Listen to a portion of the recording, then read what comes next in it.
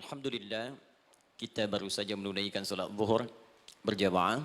Semoga salat kita diterima oleh Allah Subhanahu wa taala. Ada dua hal yang paling penting tentang salat ini yang ditekankan dalam Al-Qur'an. Pertama, kenapa salat begitu penting ditunaikan? Karena ia akan menjadi pembeda antara Khalik dengan makhluk. Jadi kalau kita ingin bedakan Tuhan dengan hamba, maka di antara titik penting perbedaannya, kata Allah langsung itu terletak pada aspek ibadah, khususnya sholat. Karena itu ketika Nabi Musa alaihi salam berkenan kemudian langsung diperintahkan oleh Allah sehingga disebut dengan kalimullah yang diajak bicara dan diperkenalkan tentang esensi ketuhanan Allah, maka disebutkan perintah langsung oleh Allah untuk menyembahnya dalam bentuk sholat. Al-Quran surah ke-20 Taha ayat ke-14. Kata Allah, innani anallahu la ilaha illa ana fa'budni wa aqimis salata li dzikri. Ya Musa, tidak ada Tuhan kata Allah selain saya. Ya maka jika engkau telah tahu saya Tuhan, bedanya Tuhan dengan makhluk, fa'budni, maka kewajiban engkau sebagai makhluk menyembah saya. Bagaimana caranya ya Allah, kata Musa? Kata Allah, wa aqimis salata, rahmatullah.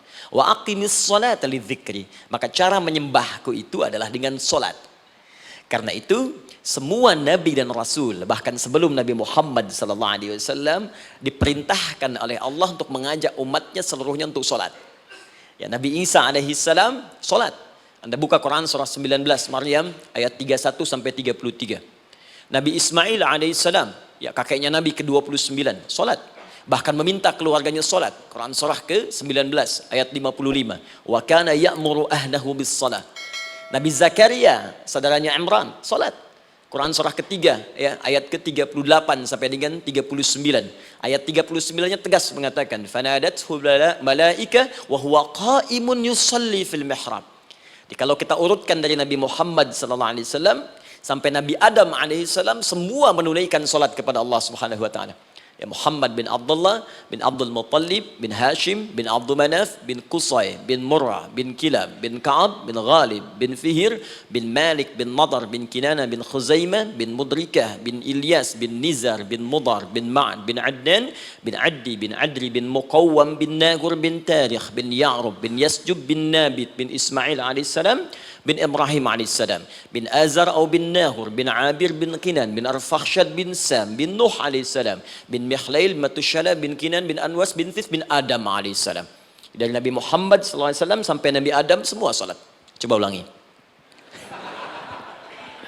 Nanti dalil singkatnya dari Quran surah keempat ayat 163, paling kiri sebelah atas di mushaf. Inna auhayna ilaika kama auhayna ila Nuhin wan nabiyyin min ba'di. Muhammad, apa yang kami telah wahyukan kepadamu sudah pernah pula kami sampaikan kepada Nuh alaihissalam dan nabi-nabi setelahnya. Kenapa tidak disebutkan Adam sebelumnya? Karena Adam itu nabi bukan rasul. Nabi diberikan risalah untuk pribadi dan kalangan dekatnya, rasul diberikan risalah tugas untuk mengajak umat. Kenapa Nabi Adam bukan rasul? Karena zaman Nabi Adam belum ada umat. Siapa yang mau diajak? Ya? Ini bagian pertama. Jadi kalau kita hari ini masih mendapat kesempatan sholat, alhamdulillah, ini artinya sampai hari ini kita masih benar-benar manusia.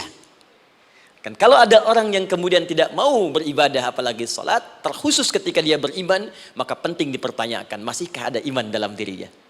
Karena itu kata Allah dalam Al-Quran, surah ke-8 ayat yang kedua, aku akan perdengarkan namaku, sehingga ketika disebutkan itu, kita bisa menguji adakah getaran iman dalam jiwa kita. Quran surah 8 Al-Anfal ayat kedua. Innamal mu'minuna alladzina idza dzukirallahu wajilat qulubuhum. Sungguh orang yang masih punya iman itu, kalau diperdengarkan nama Allah kepadanya, akan ada getaran dalam jiwanya. Karena itu setiap hari 5 kali diperdengarkan nama Allah. Untuk menguji di jiwa kita masih ada iman tidak? Bahkan dari bangun tidur, bayangkan waktunya dibagi sempurna persis. Dari mulai subuh baru bangun, menjelang ke siang, mau berakhir siang ke sore, sore pindah ke maghrib, hilang kemudian muncul gelap malam. 5 kali persis dibagi waktu. Diperdengarkan untuk menguji, kira-kira setelah subuh siang masih ada nggak iman? Sore masih ada nggak? Ya Allahu Akbar, Allahu Akbar. Karena itu kalau iman masih ada melekat di jiwa kita, demi Allah saya katakan, begitu kita mendengar suara azan, pasti hati kita akan mengatakan, Allahu Akbar, Allahu Akbar. Wih, sudah azan ya. Pernah begitu? Ya, walaupun mungkin setelah selesai, La ilaha illallah, baru azan, belum qomat. Ya, itu normal, gak apa-apa. Yang penting iman masih ada. Nah, ini menunjukkan ada getaran dalam jiwa.